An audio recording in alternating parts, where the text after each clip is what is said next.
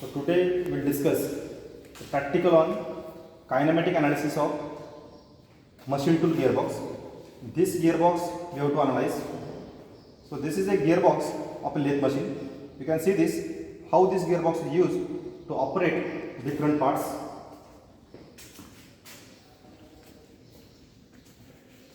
So as a part of kinematic analysis, we can consider a shaft. This will be input shaft. You can see this input shaft. Actually, this chuck on which we fix job is fitted on this shaft. So this shaft we consider the input shaft, and we can measure a input RPM by holding a tachometer on this side.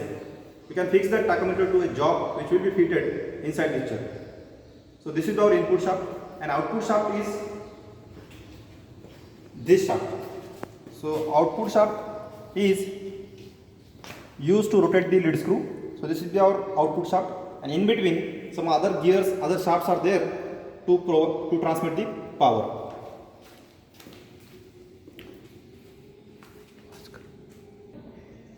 So I just explained what is the means where the input shaft is connected and where the output shaft is connected. Now you can see about this gearbox, or you can say gear train, which is fitted here. As I already told you, this is input shaft on which gear 1 is mounted, and you can observe now which gear train it is. Actually, as on intermediate shafts, you can see this is one intermediate shaft, another intermediate shaft, this will be output shaft.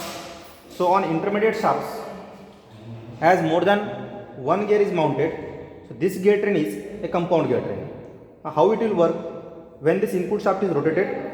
Now when it will rotates, how it will rotate, we'll see. To provide power to input shaft,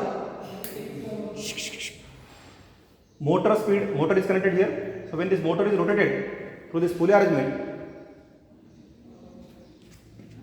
we will get power to input shaft. But now we consider this shaft as input instead of considering motor RPM and this pulley RPM.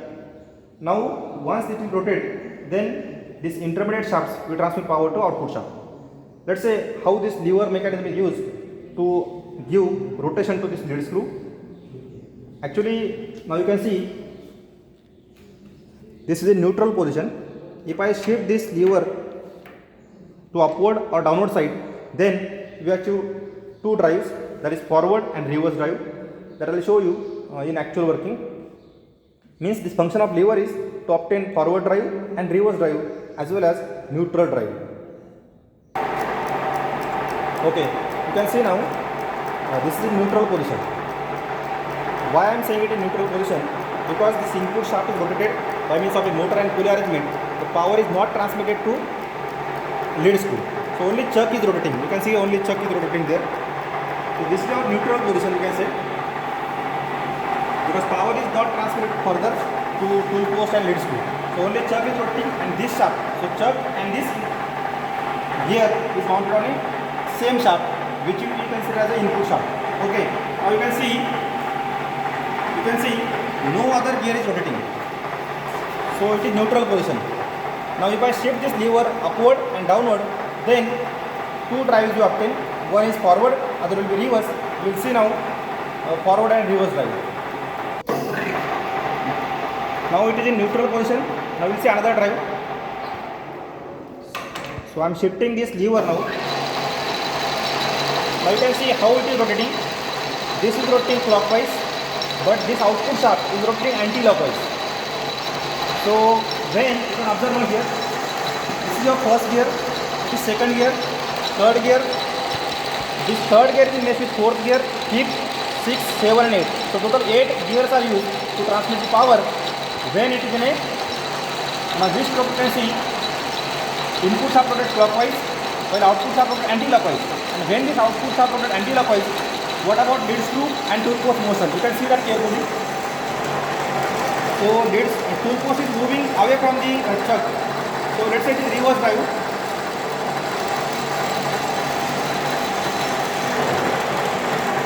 Observe when input shaft rotates clockwise and output anti-clockwise, the tool post is moving towards that side, towards reverse side. And now if I shift this lever downward, what will happen? The motion will get changed. So instead of anti-clockwise, it will rotate clockwise, and that tool post is moving towards this side. So we will now see how the shifting happen here.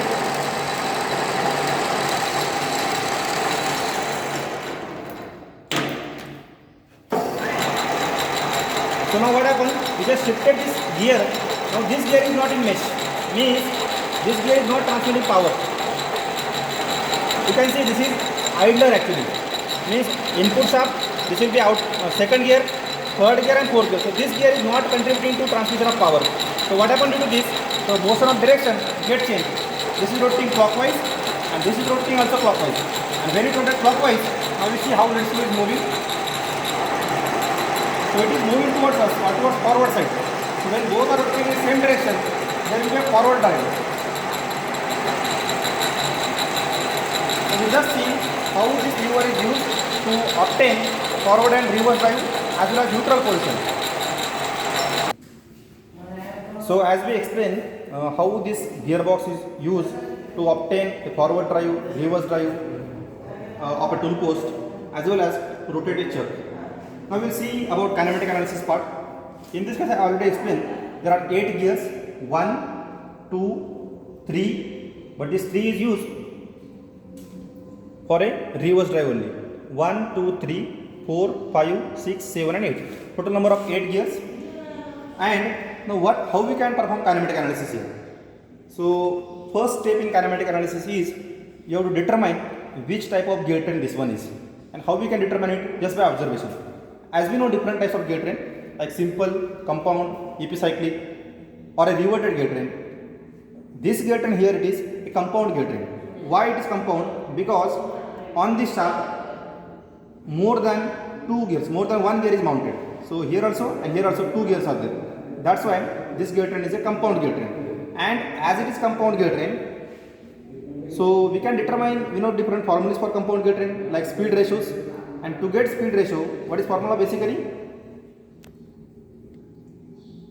So the first step after determining which kind of gear train it is, which type of gear train it is, we can determine number of teeth on each gear.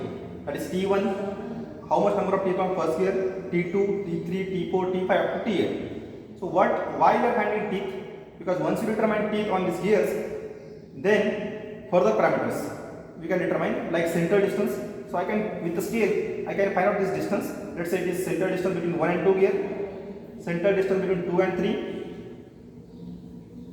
is 2 and 3. Now between these 2 shafts, another 2 shafts and these 2 shafts. Likewise, we can determine center distance between each shaft.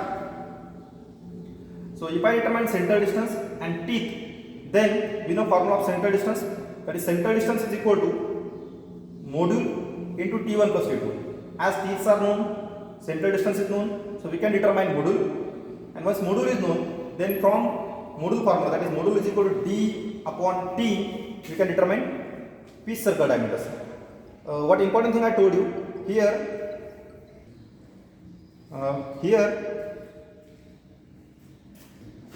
so here the first thing we have to find out is number of teeth, center distance.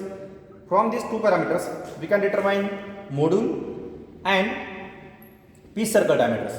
One more thing I told you, we can determine speed ratios, actual measurement, that is we can find input shaft speed and output shaft speed by using tachometer, that is our actual measurement, as well as by using formula of compound gear train, we can determine speed ratio theoretically, and then we can compare these two. So likewise, we can do a kinematic analysis of this machine tool gearbox. Thank you.